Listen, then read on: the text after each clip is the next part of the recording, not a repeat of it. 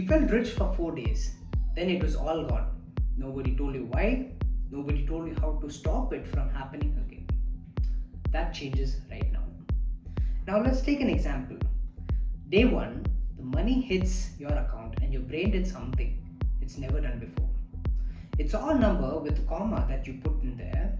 That felt different. That felt like arrival. Day 2. You spent a little. Reasonably, you've earned it. Day 3. You spent a little bit more. A dinner, something you've been putting off, still reasonable. Day 4. You looked at your account and the number was already smaller than you expected. And somewhat between day 4 and day 10, the money just disappeared. Not the big thing or nothing you can clearly point to. That feeling, that confusion is not a you problem. It is an information problem. Nobody taught you what to do when money actually arrives. School taught you quadratic equations, geometry, geography, history, and etc. Your college taught you your fieldwork. But the thing that was going to happen every single month for the rest of your working life was your salary. Nobody gave you a single class on that. So let's have a class right now. Firstly, understand that your salary is money in transit, not money that yours to spend. This is the mindset shift that changes everything. Most people treat their salary like an arrival, like the money is finally theirs and now they can do things with it. But your salary is not your wealth, it is a flow. Money coming in and immediately money going out. Rent, food, transport, subscriptions, things you forget you were paying for. Wealth is not what comes in, wealth is what stays. And the only way to make money is to be intentional about where it goes before it goes there. The people who build real financial stability in their 20s are not the people who earn the most. They are the people who decide early that some portion of every salary was not able to spend. It was already allocated, already gone into something that works for them. Pay yourself first, before rent, before food, before anything else. Even 500 rupees, even 1000 rupees, the amount matters far less than the habit does. Secondly, let's talk about savings account is not saving you. It is quietly losing your money. This is one thing that nobody talks about clearly enough. Your saving accounts gives you somewhere between 2.5% and 3% interest per year. That sounds fine until you find out that the inflation in India runs at 5% to 6% annually, which means the money sitting in your savings account is losing purchasing power every single year. Not dramatically, quietly. The way a slow leak drains a tire. You don't notice that until you're already flat. The alternative is not complicated and it is not risky if you do it right. LSIP, a systematic investment plan into an index fund. You set it up once, it runs automatically every month. You invest it in a basket of the top companies in India and your money grows with the market over time. Here is a number that should change how you think about this.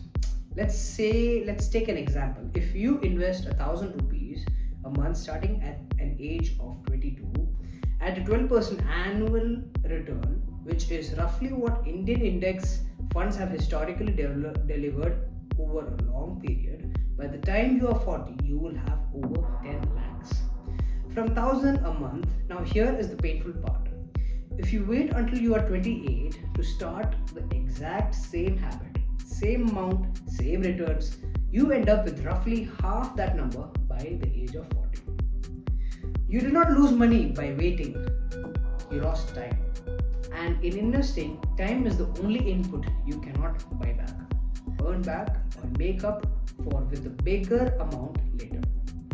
The best time to start was the day you got your first salary. The second best time is today. Thirdly, not to feel guilty, not to judge every decision, just to see. Because right now, if I asked you where exactly last month's salary went, you probably could not give me a full answer. And that is not laziness. This is just what happens when money moves without being watched. Most people who do this for 30 days are not surprised by the big expenses. They knew about rent, they knew about food, they are surprised by the small ones. The 200 rupee here, the 150 there, the 3 subscriptions running quietly in the background, the streaming service, the app, the thing they signed up for and forgot. The Swiggy order that happened 4 times in one week because cooking felt hard that day.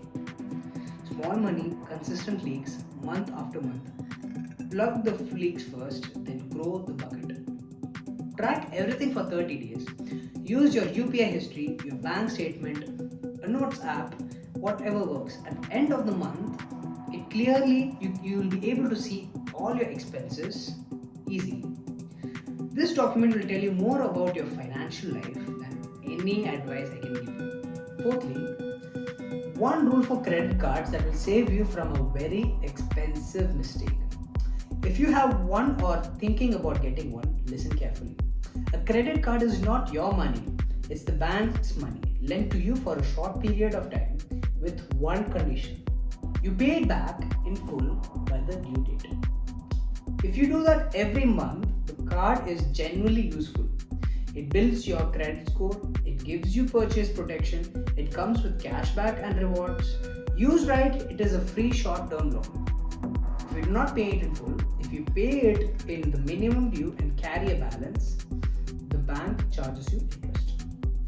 Not 10%, not 15%, 36% to 42% annually. And that is what credit card debt costs in India. On money you already spent, one rule: never put on the card what you cannot pay back from your account this month. If the money is not already sitting there, it is not available to spend. That one rule keeps the useful tools and the interest permanently at zero. Now, as a conclusion, here is everything in one place. Your salary money is in transit. Decide where it goes before it goes there. Invest before you spend, even if it is just 500 rupees. Your savings account is not just enough. Start one SIP this month, whatever amount you can. Track your spending for the next 30 days. Just to see it and never carry a credit card balance. You did not learn this in school, you did not learn it in college, and nobody sat you down and explained it when you hit your first salary. But you know it now, and knowing it now at the beginning, it is worth more than learning it in the hard way at the age of 30.